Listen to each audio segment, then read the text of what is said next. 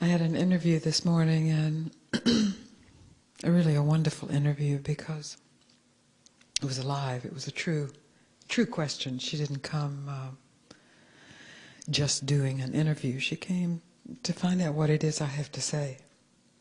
So she asked me what my core message is. My core message is that always, every instant, every moment, in every circumstance, silent awareness is alive in you. Not silent awareness that is in opposition to noise or speaking, but silent awareness, absolute silent awareness that includes everything, even including the thoughts that you have about who you are. The thoughts that you have about who you are not who you are.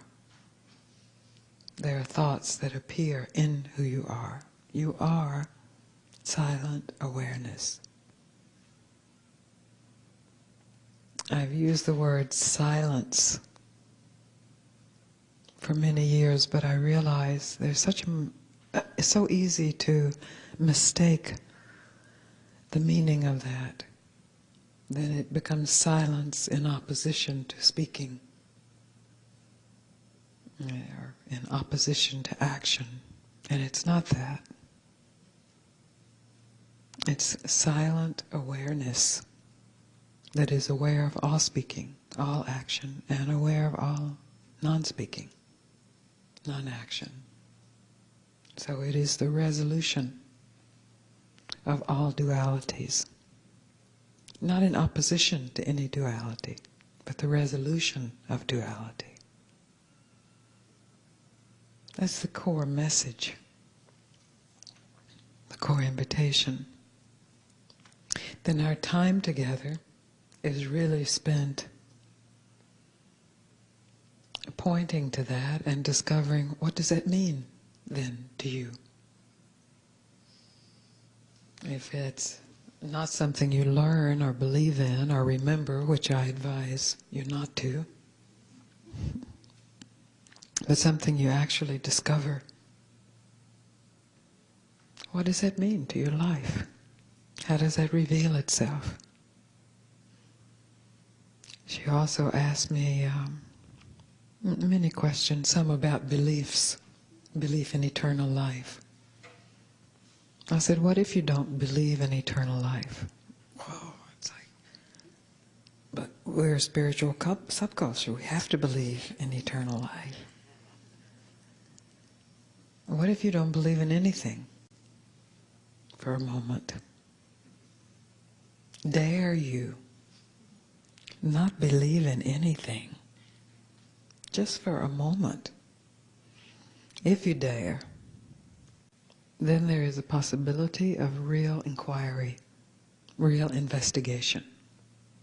There's a possibility, the capacity to discover yourself as this silent awareness.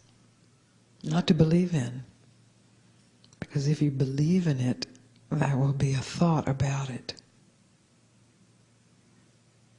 But to realize it, to realize yourself. What does that mean? I can tell you what it has meant for me. It's very good news. That's probably all I should say. It's very good news universally. But it doesn't necessarily mean that your personality will change, or that your circumstances will change,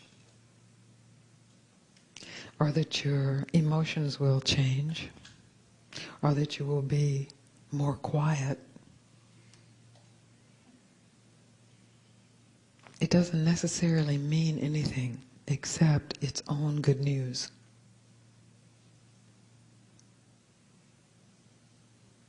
She also asked me if I was a missionary. That's a good question, too. I'm not a missionary at all. My mission is to simply invite you, if you are drawn and if you are curious, to investigate for yourself what is always here, what is already awake, what cannot be objectified, and yet is present. And finally, who are you?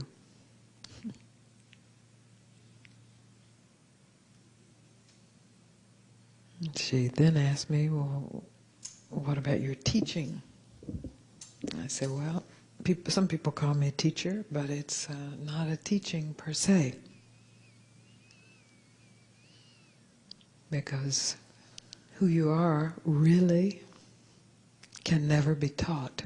If it could be taught, it would be a thing that could be extracted and objectified and learned.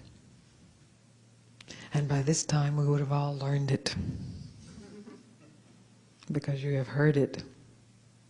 You know, if you're of a particular subgroup, you have heard you're a radiant light.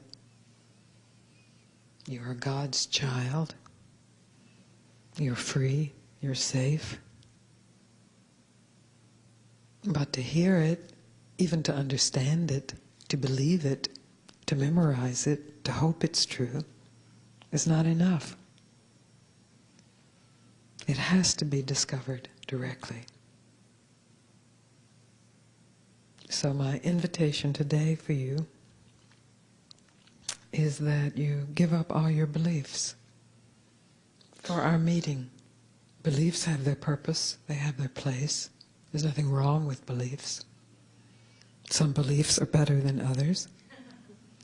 Some beliefs serve better than others, but for our meeting, if you just give them all up, and you're just present as yourself, as silent awareness, then you have the opportunity to discover, is there a boundary to silent awareness? Is there a problem in silent awareness? Is there any separation anywhere? To discover this, to inquire into this, not to know ahead of time, yes or no, but to discover. Then our conversations and our meeting and our just being together will be of some use in your life. And then your life will be of some use in the collective life, the planetary life, the cosmic life.